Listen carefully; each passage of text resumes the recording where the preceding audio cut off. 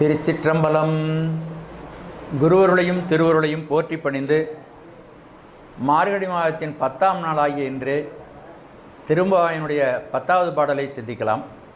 பாதாளம் ஏழினும் கீழ் சொற்கழிவு பாதமலர் போதார் புனைமுடியும் எல்லா பொருண்முடிவே பேதை ஒருவால் திருமேனி ஒன்று அல்லன் வேத முதல் விண்ணோரும் மண்ணும் துதித்தாலும் ஓத உலவா ஒரு தோழன் தொண்டருடன் கோதில் குலத்தரன்றன் குலத்து அரண்தன் கோயிற்பினாப்பிள்ளைகாள் ஏதவன் ஊர் ஏதவன் பேர் ஆர் உற்றார் ஆர் அயலார் ஏதவனைப் பாடும் பரிசேலோர் எம்பாவாய். ஏல் ஓர் எம்பாவாய். ஏல்னா நான் சொல்லக்கூடிய கருத்துக்களை ஏற்றுக்கொள். ஓர்னா ஆராய்ந்து பார். முதல்ல காதில் வாங்கு, அதன் பிறகு ஆராய்ந்து பார் என்னுடைய பெண்ணே அப்படின்னு இந்த இடத்துல நான் முதலே உங்களுக்கு சொல்லியிருக்கிறேன். எம்பாவாய் என்பது தன்னோடு உடன் வருகின்ற கன்னி பெண்களை பார்த்து சொல்வதாகவும் அமையும். பாவாய் என்பது இந்த பாவை நோன்பு நோக்கின்ற இடத்திலே அம்பிகையை மணலால் செய்து வைத்த அந்த திருமேனியை, அந்த வழிபடு மூர்த்தத்தை பார்த்து எம்பாவாய் என்று சொல்லும் பொழுது அம்பிகையே விழித்து சொல்வது போலவும் அமையும் என்பதை நாம் முதலிலேயே சொல்லியிருக்கிறோம். அதை மீண்டும் நினைவுபடுத்திக் கொள்ள வேண்டும். இப்பொழுதும் பெண்கள் தெருவிலே நடந்து கொண்டிருக்கிறார்கள். 9வது பாடலிலிருந்து 20வது பாடல் வரையிலும் அவங்க இருக்கிறார்கள். இதில் இடையிலே அவர்கள் பொய்கையிலே நீராடுகின்ற விஷயமும் சுனையிலே நீராடுகின்ற விஷயங்களும் கூட வரும். இது அவர்கள் இறைவனுடைய புகழை பாடுகிறார்கள். எப்பொழுதும் இறைவனை புகழை பாடுகிறார்கள். விழித்தெழுவதற்கு முன்பு மற்ற பெண்களை கூப்பிடும் பொழுதும் இறைவனுடைய புகழை பாடிக்கொண்டே தான் வந்தார்கள். எழுப்பும் பொழுதும் இறைவனுடைய புகழை சொன்னார்கள். எல்லோரும் குழுவாக எல்லோரும் வந்து இணைந்து விட்டார்கள். தெருவில் வரும் பொழுதும் சொல்லுகிறார்கள். அவர்கள் நீரிலே முழுகும் பொழுதும் இறைவனுடைய புகழை சொல்லுகிறார்கள். அந்த நீரையே இறைவனாக பார்க்கிறார்கள். அப்புறம் அதிலிருந்து நீராடி தன்னை தூய்மைப்படுத்தி கொண்டு குளக்கரைக்கு வந்த பிறகு உடல் தூய்மைக்கு பிறகு அகத்தூய்மைக்காக, அந்த அகத்தூய்மைக்காக பாவை நோன்பு நோற்பதற்காக அம்பிகை வழிபடுகிறார்கள். அப்புறம் நாள் பூரா இறைவனுடைய சிந்தனையில் இருக்கிறார்கள். பல்வேறு தொழில் எத்தொழிலை செய்தாலும் ஏதவத்தை பட்டாலும் முத்தர் மனம் இருக்கும் மோனத்தே. ஞானிகளுடைய மனநிலை, அதாவது ஒரு அடியார் எப்படி இருப்பாங்கன்னா, எத்தொழிலை செய்தாலும் எந்த தொழிலை செய்து கொண்டிருந்தாலும் ஏது அவத்தைப்பட்டாலும் வினையின் காரணமாக நமக்கு என்ன துன்பங்கள் நேர்ந்தாலும், சொல்ல முடியாத துன்பங்கள் வரலாம், அப்படி வந்தாலும் முத்தர் மனம் இருக்கும் மோனத்தே அவர்கள் இறைவனை பற்றியே மட்டும் சிந்தித்து கொண்டிருப்பார்கள். அதுக்கு நமக்கு கொஞ்சம் பயிற்சி வேணும். அதாவது எல்லா காரியமும் பார்த்து இருக்கும் பொழுது இறைவனுடைய சிந்தனையும் நமக்கு இருக்கணும்னா அதுக்கு ஒரு பயிற்சி வேணும். அந்த பயிற்சியை நாம் செய்து கொள்ள வேண்டும். திரும்ப திரும்ப அப்படி செய்வதன் மூலமாக நமக்கு அந்த பயிற்சியை ஏற்படுத்தி கொள்ளலாம். பெரியவர்கள் அதற்கு எப்படி நிலையாக அந்த சிந்தனையில் இருந்து கொண்டு நம்ம இறைவனை நினைத்து கொண்டே மற்ற தொழில்களை செய்யலாம் அப்படிங்கிறத பயிற்சி மூலம் சொல்கிறார். அப்படி நம்மை பயிற்றுவித்து கொள்ள வேண்டும். இந்த பெண்களுடைய வாழ்க்கையை இந்த 20 பாடல்களையும் உன்னதமான ஒரு வாழ்க்கை முறை நமக்கு வருகிறது. எப்பொழுதும் சிவ சிந்தனையோடு இருப்பதற்கான நெறிமுறைகளை இந்த பெண்கள் நமக்கு சொல்லுகிறார்கள். அதன் மூலமாக மாணிக்கவாசக பெருமான் நமக்கு அருளி செய்கின்றார். பாதாளம் ஏழினும் கீழ் சொற்கழிவு பாதமலர். பாதமலர் முதல்ல வச்சுக்கலாம். பாதமலர் இறைவனுடைய திருவடி, அது மலர் போன்றது. இறைவனுடைய திருவடி மலர் போன்றது. தாமரை மலர் எப்படி இருக்கிறதோ அப்படி மலர் போன்ற தாமரை மலர் போன்ற திருவடி. அவனுடைய திருவடி தாமரை மலர். அவனுடைய உதரம், அவனுடைய வயிறு எடுத்துக்கிட்டால் அது தாமரை மலரை போன்றது. அவனுடைய கண்கள் தாமரை மலரை போன்றது. அவனுடைய முகம் தாமரை மலரை போன்றது. அவனுடைய மேனியினுடைய வண்ணம் தாமரை மலர் போன்றது. செந்தாமரைக்காடு அணையமேனி தனிச்சுடரே 2 மிரி தனியனேற்கே. அப்போது தாமரை மலர் பெரும்பகுதி சிவபெருமானோடு ஒற்றுமைப்பட்டிருக்கிறது. இந்த முதல்ல பாதமலர், பாதாளம் 7 கீழ் சொற்கழிவு. பாதாளம் நம்முடைய உலகத்திற்கு கீழே 7 உலகங்கள் இருக்கின்றன. கீழே அப்படியே போயிட்டே இருந்தோம்னா 7 உலகங்கள். மேலே இந்த பூமி, அதுக்கு மேலே 6. அப்போ முதல் 7 7 எத்தனை உலகம் இருக்குது? 14 உலகம்.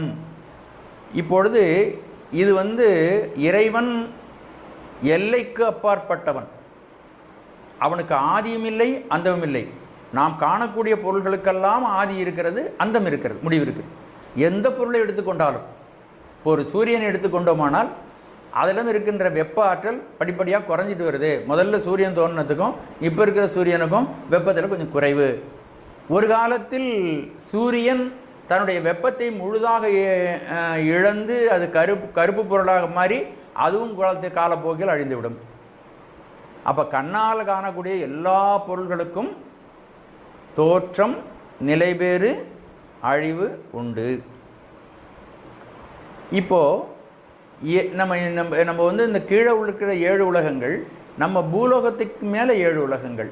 இந்த 7 உலகங்களுக்கும் அப்பாற்பட்டவன் சிவபெருமான். இந்த கீழே இருக்கின்ற 7 உலகங்களுக்கும் அப்பாற்பட்டவன் சிவபெருமான். இதைத்தான் நாம் புராண வரலாறாக நாம் பார்க்கிறோம். திருவண்ணாமலையில்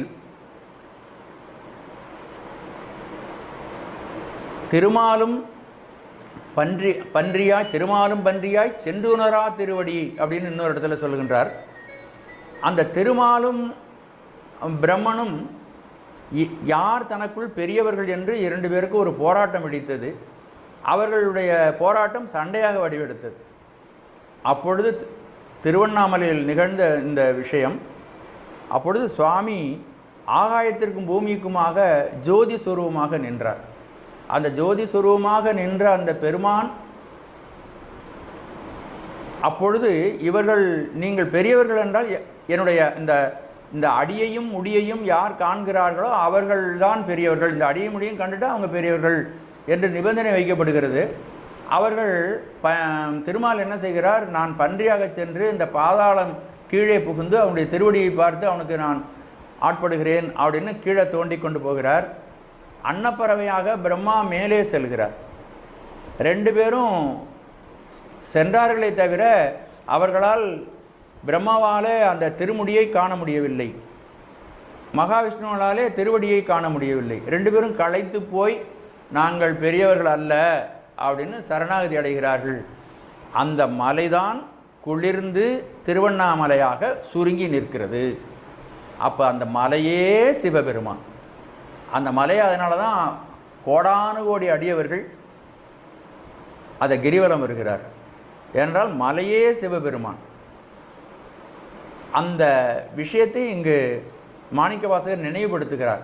பாதாளம் 7 சொற்கழிவு பாதமலர் போதார் புனைமுடியும் எல்லா பொருள் முடிவே.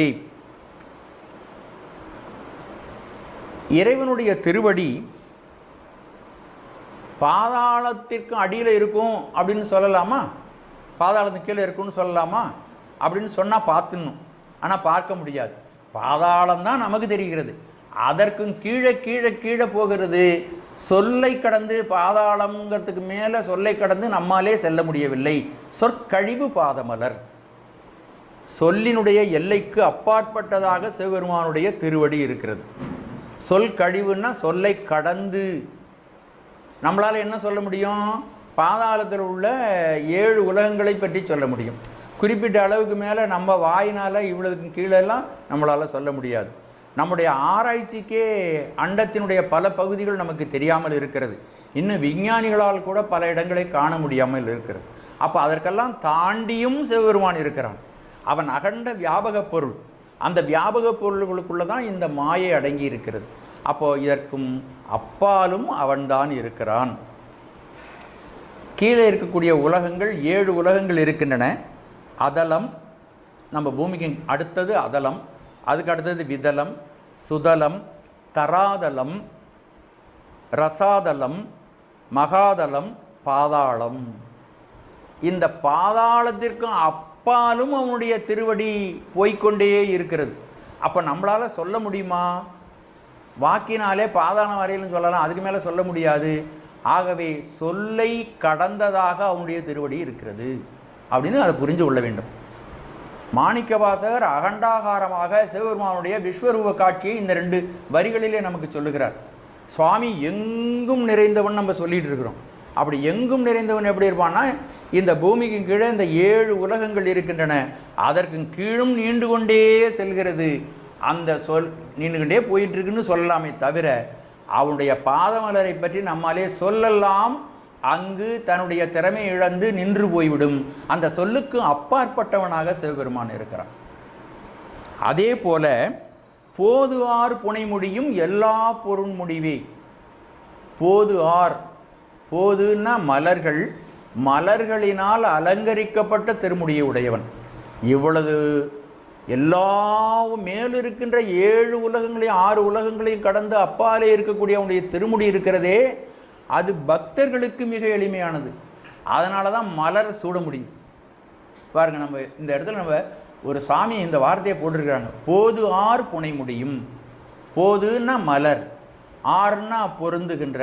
இந்த மலரை பொருந்துகின்ற திருமுடி இந்த உலகத்தில் உள்ள எல்லா பொருள்களுக்கும் சொல்லுக்கு அப்பாற்பட்டது திருவடி. இந்த சொல்லாலே சுட்டப்படுகின்ற பொருள்களுக்கு அப்பாற்பட்டது திருமுடி. எல்லா சொல்லும் பொருள் குறித்தனவே என்பது தொல்காப்பியம். எல்லா சொல்லும் பொருள் குறித்தனவே. ஒவ்வொரு சொல்லுக்கு ஒரு பொருள் உண்டு. இப்போ சொல்லை கடந்தவன்னு நம்ம சொல்லியாச்சு கீழே. அடுத்தது பொருள்கள் இருக்கின்றன. இந்த சொல்லால் சுட்டப்படுகின்ற பொருள்கள் மேலே போயிட்டு இருக்குது. அந்த பொருள்களை எல்லாம் பொருள்களுக்கும் அப்பாலும் அவனுடைய திருமுடி நீண்டு கொண்டே போகிறது. மேலே இருக்கிறது இது நம்ம இருக்கிறது பூலோகம், அதுக்கு மேலே புவர்லோகம், அதுக்கு மேலே சுவர்லோகம், மகாலோகம், சனலோகம், தவலோகம், சத்தியலோகம். அதுக்கும் அப்பாலும் அவனுடைய திருமுடி செல்கிறது. எல்லா பொருள்களுக்கும் அப்பாலும் அவன்தான் இருக்கிறான். பாதாளம் 7 கீழ் சொற்கழிவு பாதமலர் போது ஆர் புனைமுடியும் எல்லாம் பொருள் முடிவே. இந்த சொல்லு கீழுலகத்தில் இருக்கு, சொல்லால் தாங்கப்படுகின்ற உலகம் மேலே இருக்கு. இந்த சொல்லுக்கு சொல் ஆதாரமாகவும் இந்த பொருள்கள் அதற்கு ஆதேயமாகவும் இருக்கின்றன. இவைகளுக்கு அப்பாற்பட்டு சிவபெருமான் விளங்குகிறான். அப்போது அவனுடைய பெருமையை நம்மால் சொல்ல முடியாது. நம்ம ஊரில் ராஜசோழீஸ்வரராக வந்து இங்கே தன்னுடைய எளிமையான வடிவத்தில் உட்கார்ந்துருக்கிறான். சாமியை நம்ம எளிமையான வடிவத்தில் தான் பார்க்குறோம். ஆனால் இவன் சாதாரணமானவன் அல்லன். மேலே இருக்கின்ற இந்த பூமியை சேர்த்து 7 உலகங்களுக்கும் அப்பாலும் அவனுடைய வியாபகம் இருக்கிறது. கீழுலகம் எல்லாவற்றுக்கும் அப்பாலும் அவன்தான் இருக்கிறான். அவன் சர்வ வியாபியாக எங்கும் நிறைந்து நம்மை பார்த்து கொண்டே இருக்கிறான். நம்ம பார்க்க முடியுமானால் அவனுடைய தரிசனத்தை நமக்கு மட்டும் தகுதி இருந்தால் பார்த்துக்கிட்டே இருக்கலாம். அவன் தன்னுடைய கருணையினால் குளிர்ந்து திருவண்ணாமலையில் மலையாக இருக்கிறான். அந்த மலையே சிவபெருமான். அதை போல ஒவ்வொரு ஊரிலும் வந்து சிவலிங்க திருமேனியில் அவன் இடம் கொண்டிருக்கிறான் என்றால் அருளால் குளிர்ந்து தன்னுடைய ஒடுக்கி கொண்டு ஒரு உருவத்தில் இருக்கிறான் என்பதை நாம் தெளிவாக புரிந்து கொள்ள வேண்டும். அதுதான் இந்த இடத்துலலாம் நம்முடைய சுவாமி சொல்கிறார்கள்.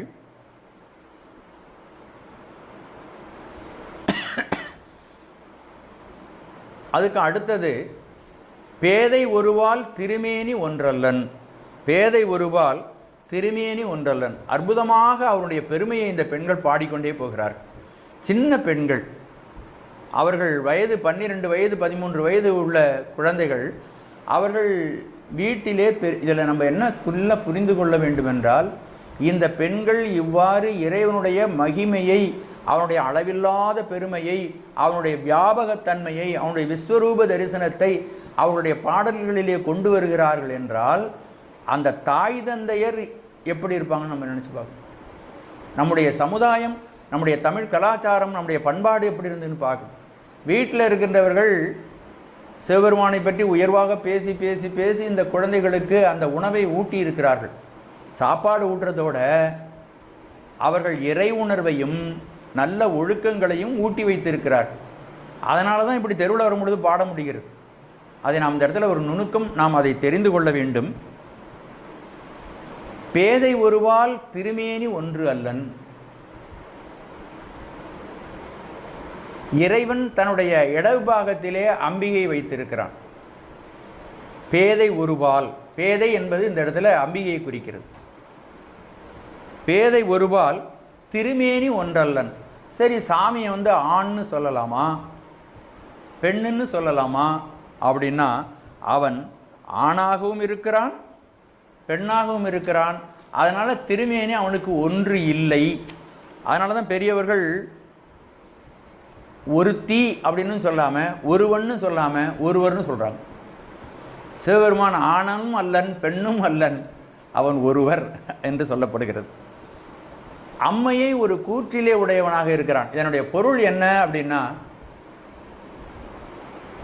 இறைவனுக்கு எண் குணங்கள் இருக்கின்றன. கோளில் பொறியில் குணமிலவே எண் குணத்தான் தாளை வணங்கா தலை. 8 குணம் சைவ ஆகமங்களில் சிவபெருமானுக்குரிய சிறப்பு இலக்கணமாக 8 குணங்கள் சொல்லப்படுகின்றன. அந்த 8 குணங்களும் அவனுடைய உடைமை. ஆனால் அதில் ஒரே ஒரு குணத்திற்கு அருளுடைமை என்ற ஒரு குணம். அந்த அருளுடைமை என்ற ஒரு குணத்தை அவன் பயன்படுத்தி தான் இந்த பிரபஞ்சம் அனைத்தையும், தனுகரண புவன போகங்களை அனைத்தையும் அவன் படைத்து இந்த உயிர்களுக்காக தருகிறான். ஆணவமலத்தை இல்லை ஆழ்ந்திருக்கின்ற உயிர்களை ஆணவமலத்திலிருந்து நீக்குவதற்காக இந்த படைத்தல், காத்தல், அழித்தல், மறைத்தல், அருளல் ஆகிய பஞ்ச கிருத்தியங்களையும் அவன் செய்வதற்கு அடிப்படையான காரணம் என்ன அப்படின்னா அவனுடைய கருணை தான். சிவபெருமானுடைய கருணை தான் இதையெல்லாம் செய்கிறது. அப்போது அந்த கருணையை 8 குணங்களில் ஒரு குணத்துக்கு பாதி இடம் கொடுத்துருக்கான் பாருங்கள்.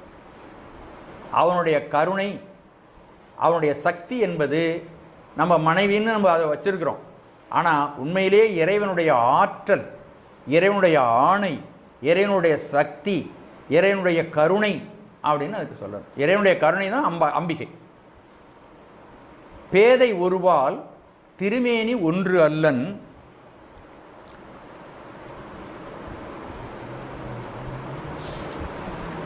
வேத முதல் ஓத உலவா ஒரு தோடன் தொண்டருடன்.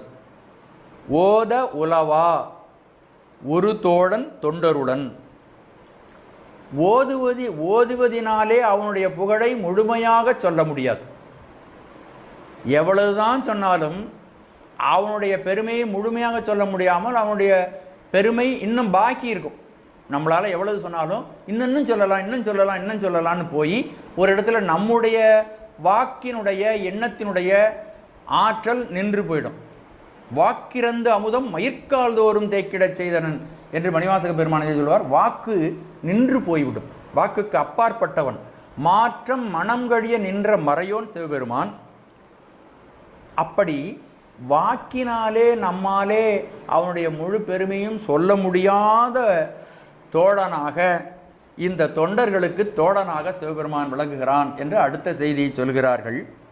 இதில் இந்த ஓதுதல் என்பது இந்த இடத்துல எதை குறிப்பிடுகிறார்னா, வேதங்களெல்லாம் தன்னுடைய பாட்டினாலே அவனுடைய புகழை வெளிப்படுத்துகிறது. ஓதுதல். இங்கே ஓதுதல், யார் ஓதுதல்? அந்த வேதங்கள் இறைவனுடைய மகிமையை பாட்டால் பாடுகின்றன, சொல்லுகின்றன. அந்த இறைவனை பற்றி புகழ் மொழிகளெல்லாம் சொன்ன அந்த மொழிகளை யார் பாடுகிறார்கள்னா தேவர்கள் பாடுகிறார்கள், மக்களும் மனிதர்களும் பாடுகிறார்கள். அப்படி 2 பேரும், மறைகளும் பாடுகிறார்கள், தேவர்கள் பாடுகிறார்கள், மக்கள் பாடினார்கள். இப்படி எல்லாரும் பாடிட்டு இருக்காங்க. மறைகள் பாடுகின்றன, தேவர்கள் பாடுகிறார்கள், மக்கள் பாடுகிறார்கள். எல்லாரும் பாடி பாடி ஓஞ்சாலும் அதற்கு மேலும் புகழுடையவன் ஓத உலவா, அப்பாற்பட்டவன், ஓதற்கு அரியவன், உலகலாமனந்து ஓதற்கு அரியவன் என்று சேக்கிழார் பெருமானும் இதை சொல்லுகிறார். அத்துணை பெரியோன், அவ்வளவு பெரியவனாக இருக்கின்ற சிவபெருமான் தொண்டர்களுக்கு நண்பனாக விளங்குகிறான். நம்முடைய சுந்தரமூர்த்தி சுவாமியுடைய வாழ்க்கையில் அதை நிறைய பார்க்கலாம். அவன் தொண்டனாக இருக்கிறான், தொண்டனாக இருந்ததோடு மட்டுமல்ல, ஏழை அடியார்கள் அவனை திட்டினாலும் அதை பொறுத்துக்கிறான். சுந்தரமூர்த்தி சுவாமி போல திட்டவே யாராலும் முடியாது. மகத்தில் புக்கதோர் சனி எனக்கு ஆணையன். மகத்தில் சனி வந்தது மாதிரி எனக்கு சனியனா வந்திருக்கிறியா அப்படின்னு கேட்கிறார். அவரும் அதற்கு தகுந்தது போல விளையாடுகிறார் சிவபெருமானும். எனக்கு திருவெண்பாக்கத்தில் கண்ணு தெரியலன்னு கதறாரு. சாமி உள்ளேருந்து ஒரு தடிக்கம் எடுத்து போட்டுறாரு. ஏன் உள்ளே இருக்கியா இல்லையா நீன்னு சாமியை கேட்குறாரு. உள்ளே இருக்கியா இல்லையா நீ அப்படின்னு கேட்குறார். உளோம் இருக்கேன் போ அப்படிங்கிறாரு. உளோம் போகீர், நான் இருக்கிறேன் நான் இருக்கிறேன் நீ போ. இறைவன் தோழனாக வந்து திருவருள் புரிந்தது வன் தொண்டர் என்று சுந்தரமூர்த்தி சுவாமியுடைய கதையில் பார்க்கலாம். திருவதிகையிலே கால் பதிப்பதற்கு அடியார்கள் இப்போ பார்த்தோம். உன்னடியார் தாழ்பணிவோம் ஆங்கவர்க்கே பாங்காவோம் என்பது போல திருநாவுக்கரசு நாயனார் பெருமான் அவதரித்த அந்த திருப்பணி பயின்றிய அந்த தளத்திலே கால் வைக்க முடியாமல் பக்கத்திலே இருந்து சித்தவட மடத்திலே சென்று தங்குகிறார் சுந்தர பெருமான். அப்படி தங்கி இருக்கும் பொழுது இரவிலே ஒரு திருமடத்திலே படுத்து கொண்டிருக்கிறார். சுவாமி தானா வந்து திருவடி சூட்டுறான். வேதங்களும் தேடி அறிய முடியாத, தேவர்களும் தேடி அறிய முடியாத திருவடி தன்னுடைய நண்பன் தோழன் தொண்டருளன் என்ற இந்த வரியில் அந்த செய்தியை பார்த்தோம்னா நமக்கு ரொம்பவும் மெய்சில் இருக்கு.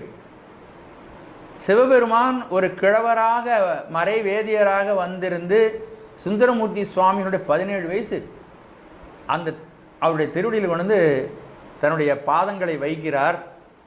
அப்படி வச்ச உடனே அவர் சொல்கிறார், உங்களுடைய திருவடியிலே என்னுடைய தலையில் கொண்டு வந்து வைக்கிறீங்க அப்படின்னு சொன்னார். சுவாமி சொல்கிறார், முதுமை திசை அறியாமல் செய்து விட்டது, தெரியலப்பா, முதுமை ஆயிடுச்சு, அதனால் காலை எங்கே வைக்கிறேன்னு தெரியல அப்படின்னு சொல்லி அந்த காலை தூக்கி மறுபடியும் ஓரமாக வச்சுட்டு படுத்துக்கிறார். இரவு பூரா உதச்சிக்கிட்டே இருக்கார் சாமி. எப்படி தெரியுதுன்னா இது உதச்சிக்கிட்டே இருக்காருன்னு ஜெகடார் சொல்லலை, கடைசியில் சொல்றார், பல்காலும் என்னை மிதித்தீர் அப்படின்னு சுந்தரமூர்த்தி சுவாமி, பல்காலும் என்னை மிதித்தீர். அப்போ சுவாமி சொன்னார், என்னை தெரியவில்லையா அப்படின்னு மறந்து விட்டார். அப்பொழுது ஒரு பாடல், தம்மானை அறியாத சாதியாருளரே தோழன் தொண்டருடன். தோழனாக இருந்து தொண்டர்களுக்கு அவன் நண்பனாக விளங்குகிறான். பாதாளம் ஏழினும் கீழ் சொற்கழிவு பாதமலர் போதார் புனைமுடியும் எல்லா பொருண்முடிவே பேதை ஒருபால் திருமேனி ஒன்றல்லன் வேத முதல் விண்ணோரு மண்ணும் துதித்தாலும் ஓத உலவா ஒரு தோழன் தொண்டருடன். தோழன் என்பதை இங்கே வந்து நண்பன் என்று அடியார்களுக்கு அவன் நண்பனாக இருக்கிறான். சுந்தரமூர்த்தி சுவாமியுடைய வாழ்க்கையில் அப்படி நண்பனாக விளையாண்டிருக்கிறான். அப்படி தொண்டனாக அவன் தோழனாக இருந்து தொண்டர்களுக்கு உதவி புரிகிறான். இல்லை, அந்த தோழம் என்பதை தோழம் அப்படிங்கிறத, தோழம் என்றால் தோழன் என்றால் நண்பன், தோழம்னா எண்ணில்லாத அப்படின்னு ஒரு பொருள் சொல்லலாம். அப்படி வச்சு சொன்னோம்னா ஓத உலவா ஒரு தோழம் தொண்டருடன், எண்ணற்ற ஒரு தோழந்தேவர் விண்ணிற்பொலிய என்று திருஞான சம்பந்தரும் இந்த தோழம் என்பதை ஒரு ஒப்பற்ற மிகுதியான தொண்டனை உடையவன் என்ற பொருளிலும் இதை சொல்லலாம். 2 பொருள் சொல்லலாம் அந்த இடத்துல. ஒன்று, தொண்டர்களுக்கு அவன் நண்பனாக இருக்கிறான் அப்படின்னு சொல்லலாம். ஒப்பற்ற மிகுதியான தொண்டர்களை உடையவனாக சிவபெருமான் விளங்குகிறான் அப்படின்னும் இந்த இடத்துல சொல்லலாம். எப்படி சொன்னாலும் அது பொருந்துவதாக அமையும். தோழன் தொண்டருடன் இப்படி இருக்கின்ற சிவபெருமான் இருக்கிறானே, இப்படி இவர்கள் சொல்லிவிட்டு அந்த கோயிலுக்கு வந்து விட்டார். இந்த பெண்களெல்லாம் கூடி கோயிலுக்கு வந்திருக்கிறார்கள். அந்த கோயிலுக்கு பக்கத்திலே பினாப்பிள்ளைகள் என்று ஒரு பெண் மக்கள் கூட்டம் இருக்கிறது. பினாப்பிள்ளை அப்படின்னா கோயிலுக்கும் பக்கத்திலே ஒரு ஆசிரமம் போல ஒரு திருமடம் அமைத்து கொண்டு, அது திருமடம்னு சொல்லுங்கள், அல்லது ஆசிரமம்னு சொல்லுங்கள், அல்லது குடில்னு சொல்லலாம், எது வேணாலும் சொல்லலாம். அந்த இடத்துல கோயில் பணி செய்வதற்காக சில பெண்கள் அங்கேயே தங்கியிருப்பாங்க. அவர்களுக்கு என்ன பேருனா பினா பிள்ளைகள். அரண்தன் கோயில். அரண் என்பது நம்ம பாவங்களையெல்லாம் போக்கி வைக்கின்றவன் சிவபெருமான் ஹரன். அந்த ஹரனுடைய கோயிலிலே இருக்கக்கூடிய பினாப்பிள்ளைகள் அவர்கள் எப்படிப்பட்ட கோதில் குலத்து அரண்தன் கோயில் பினாப்பிள்ளைகள். கோதில் குலம், அவருடைய குலம் எப்படிப்பட்ட குலம்னு கேட்டிங்கன்னா, கோதுன்னா குற்றம், கோது இல்லுன்னா குற்றமில்லாத குலம், குற்றமில்லாத நன்மையான ஒரு குழுவை சேர்ந்தவர்கள், குற்றமில்லாதவர்கள், நன்மையே நிறைந்தவர்கள். அப்படிப்பட்ட பெண்கள், அந்த பெண்களை அவர்கள் சிவத்தொண்டு ஒன்றையே செய்யக்கூடியவர்கள். இந்த உலகத்தில் குற்றமில்லாத தொண்டு எது அப்படின்னா, சிவபெருமானுக்கு செய்யக்கூடிய தொண்டுகளை தன்னை இழந்து தன்முனைப்பின்றி நாம் செஞ்சுக்கிட்டே இருந்தோம்னா அது குற்றமில்லாத தொண்டு. இறைவனை நோக்கி செய்யக்கூடிய எல்லா காரியங்களும் அது குற்றமில்லாத தொண்டாக இருக்கும். அப்படிப்பட்ட பெண்கள் பினாப்பிள்ளைகள். இந்த பினாப்பிள்ளைகள்ங்கிறது இப்போ கிடையாது, அந்த வகுப்பு கிடையாது. அவர்கள் கோயிலை சார்ந்து கோயிலுக்கு அடிமை செய்கின்றவர்கள்.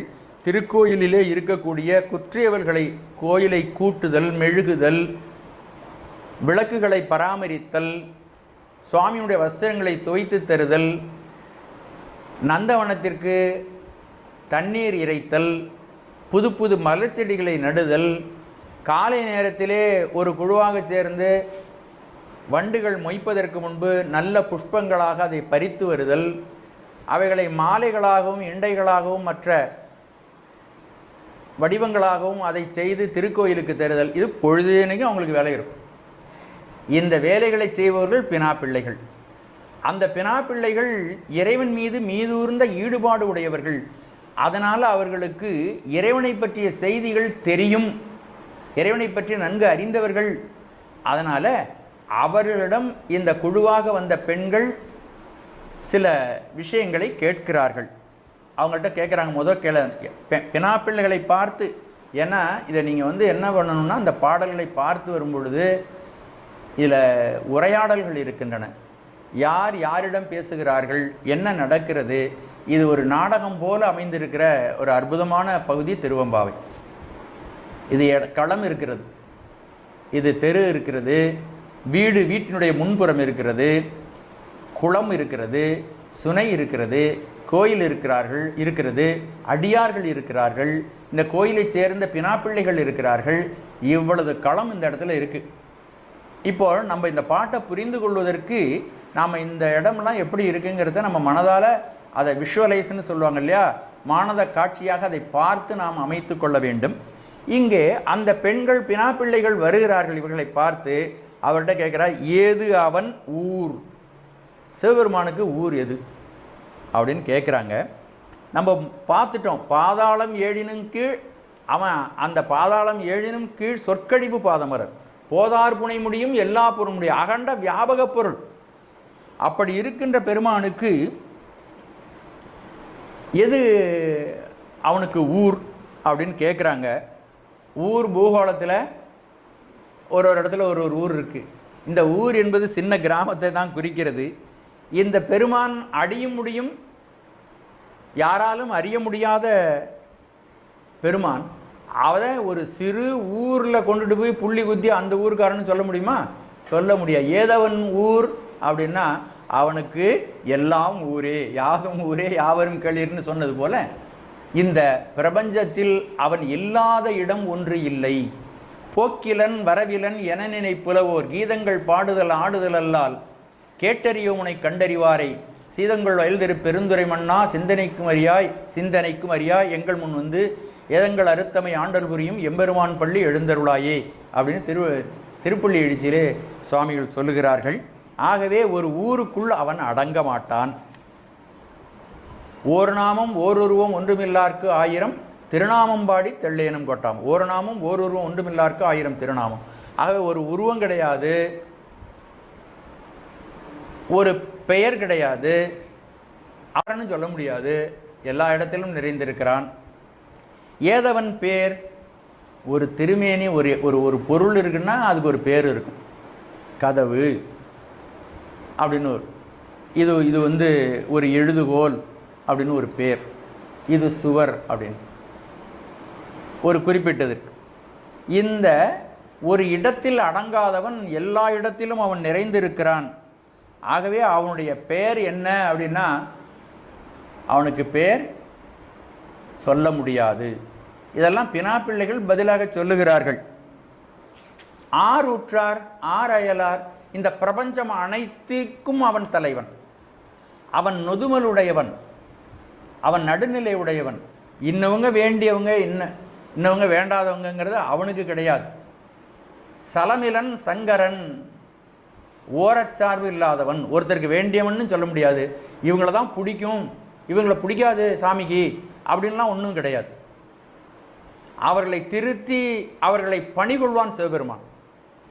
அரக்கர்களை கூட அவன் திருத்தி பணிகொள்கிறான். சூரபன்மன் கடுமையாக முருகப்பெருமானை எதிர்த்தான். ஆனால் அவனை அடக்கி பணி கொண்டு சேவலும் மயிலுமாக மாற்றி அமைத்தான் சிவபெருமான். எல்லாரையும் திருத்துவதற்காக தட்சன் அவ்வளவு கடுமையாக போரிட்டான் சிவபெருமான்கிட்ட. ஆனால் அவனே சிவபூஜை செய்யும்படியாக சிவபெருமான் அவனை வழி கொண்டு வந்தான். ஆகவே யாரும் சிவபெருமானுக்கு வெறுப்பானவர்கள் இல்லை. வெறுப்புடையவன் யார் மேலேயும் அவனுக்கு வெறுப்பு கிடையாது. அதனால் ஆருற்றார் ஆரையலார், ஆருற்றார் ஆரையலார், அவனுக்கு யார் உற்றவர்கள் உறவினர்கள், யார் வேற, அவனுக்கு அப்பால் உள்ளவங்க யார் அப்படின்னா அப்படி யாரையும் சொல்ல முடியாது. ஆகவே இப்படி இருக்கிறான் சிவபெருமான். இவ்வளவு பெருமைகளுடையவனாக இருக்கிறான், இவ்வளவு மகிமைகளை உடையவனாக இருக்கிறான். அவனை ஏதவனை பாடும் பரிசு, எப்படி அவனை பாடுறது, இன்னதுன்னு சொல்ல முடியலையே. திருமேனி ஒன்றல்லன், அவனை எப்படி பாடுறது? பாதாளம் ஏழினும் கீழ் சொற்கழிவு பாதமலர் போதார் புனைமுடியும் எல்லா பொருண்முடிவே பேதை ஒருவால் திருமேனி ஒன்றல்லன் வேத முதல் விண்ணோரு மண்ணும் துதித்தாலும் ஓத உலவா ஒரு தோழன் தொண்டருடன் கோதில் குலத்தரன்றன் கோயிற் பினாப்பிள்ளைகால் ஏதவன் ஊர் ஏதவன் பேர் யாருற்றார் ஆரையலார். இப்படி இருக்கக்கூடிய சிவபெருமானை ஏதவனை பாடும் பரிசு, எப்படி அவனை பாடுவது? அவனுடைய பரிசுன்னா தன்மை, அவனுடைய இயல்பு இன்ன தன்மையன் என்று அறியோனா எம்மானை என்று சுந்தர பெருமான் ஒரு பாடலில் சொல்கிறார். அவனுடைய தன்மையை யாராலும் சொல்ல முடியாது. ஆகவே வேதங்களும் இந்த இடத்துல நம்ம ஒன்று நினச்சி பார்க்கணும். வேதம் முதல் விண்ணோரு மண்ணும் துதித்தாலும் ஓத உலவா ஒரு தோழன். வேதம் பாடுகிறது, வேதத்தை கொண்டு விண்ணவர்கள் பாடுகிறார்கள், மக்கள் பாடுகிறார்கள், மண்ணுலகத்தில் உள்ளவர்களெல்லாம் பாடுகிறார்கள். அப்படியும் அறிய முடியாத அந்த தலைவனை நான் எப்படி அவனை பாடும், எப்படி பாடுவேன்? இவங்களெல்லாம் பாடி தேவர்கள் பாட முடியல, வேதங்களெல்லாம் தேங்கி நிற்கின்றன, தன்னுடைய செயலிழந்து நிற்கின்றன, மண்ணுலகத்திலெல்லாம் செயலிழந்து நிற்கிறார்கள். நாங்கள் எவ்வாறு அவனுடைய தன்மையை பாடுவோம்? மக்களாகிய யாம் சிறு பெண்கள், நாங்கள் அறியாமையுடைய பெண்கள், பேதை பருவத்து பெண்கள், நாங்கள் எப்படி அவனுடைய உயர்வினை, சிறப்பினை, மேன்மையினை எங்களால் எப்படி பாட முடியும் அப்படின்னு இந்த பெண்கள் இறைவனுடைய புகழை, அவனுடைய பெருமையை, எல்லையில்லாத தன்மையை, அகண்ட வஸ்துவாக இருக்கக்கூடிய அவனுடைய அளவற்ற சீர்களையெல்லாம் பாடிக்கொண்டு வருகிறார்கள். இந்த பாடலில் பேதை ஒருவால் திருமேனி ஒன்றல்லன் என்று நேரடியாகவே சக்தியை இங்கு குறிப்பிடப்படுகிறது. தன்னுடைய திருமேனியிலே அம்பிகையை ஒரு கூறாக உடையவன். அதனால தான் அவருக்கு மாதொரு பாகன் என்றொரு பெயர். மாதினே இடது பாகத்திலே வைத்திருக்கிறான், மாது ஒரு பாகன் அப்படின்னு ஒரு சிறப்பு சிவபெருமானுக்கு. பாகம் பிரியாம்பாள் என்பது அம்பிகைக்கு ஒரு பெயர். அர்த்தநாரீஸ்வரன் என்று திருக்கோயில்களிலே சுவாமிக்கு பின்புறமாக நாம் வைத்து வழிபட்டு கொண்டிருக்கிறோம். ஆகவே சிவபெருமானையும் அவனுடைய அருள் ஆற்றலையும் நாம் ஒருபொழுதும் பிரித்து பார்க்க முடியாது. சிவமே சக்தி, சக்தியே சிவன் என்ற இந்த சக்தியை வியந்து சொல்லக்கூடிய இந்த விஷயம் இந்த பாடலில் எல்லா இடத்திலும் பரவிய அந்த கருத்து சொல்லப்படுவதை நாம் உணரலாம். இந்த பாட்டை மீண்டும் ஒரு முறை பார்க்கலாம். அற்புதமான ஒரு சிந்தனை இன்று. பாதாளம் ஏழினும் கீழ் சொற்கழிவு பாதமலர் போதார் புனைமுடியும் எல்லா பொருண்முடிவே பேதை ஒருவால் திருமேனி ஒன்று அல்லன் வேத முதல் விண்ணோரு மண்ணும் துதித்தாலும் ஓத உலவா ஒரு தோழன் தொண்டருடன் கோதில் குலத்தரன்றன் கோயிற் பினாப்பிள்ளைகால். குலத்து அரண் தன் அப்படின்னு பிரிக்கணும் அதை. குலத்து அரண் தன் கோயிற் பினாப்பிள்ளைகால் ஏதவன் ஊர் ஏதவன் பேர் ஆருற்றார் ஆரையலார் ஏதவனை பாடும் பரிசு ஏல்வோர் எம்பாவாய். திருச்சிற்றம்பலம்.